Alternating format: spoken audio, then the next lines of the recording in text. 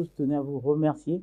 Vous avez tenu bon parce que moi-même j'ai été formée, je sais ce que c'est. La formation en éducation thérapeutique du patient vivant avec la drépanocytose organisée par l'association Enfants Avenir de Demain avec l'appui du ROF7 et de l'hôpital Necker a clos sa session ce lundi 1er juillet 2024. À cet effet, la professeure Firmine Olive Atipotiba Galiba, hématologue et membre du Centre des références de lutte contre la drépanocytose, a salué cette initiative.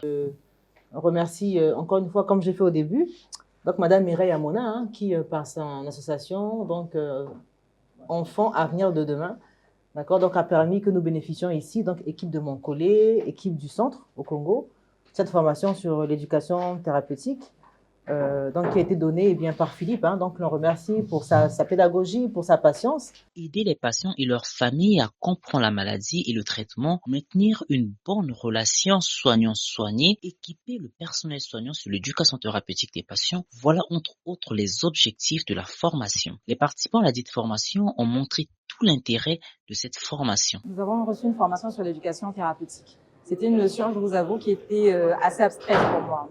Je l'avais que la formation scolaire. Et je me suis rendu compte que c'est quelque chose de beaucoup plus élaboré, de quelque chose de beaucoup plus large et organisé. Cette formation a été bénéfique, certainement due à l'éducateur qui est très pédagogique. Je pense que cette formation, même si elle a été basée sur la drépanocytose, m'aidera moi dans ma carrière et dans mon avenir à mieux prendre en charge tous les patients porteurs de maladies chroniques. Alors là, on a étudié, on a eu à être formé sur le contenu au fait de la notion en question qui est l'éducation thérapeutique du patient et pour notre cas, du patient drépanocytaire.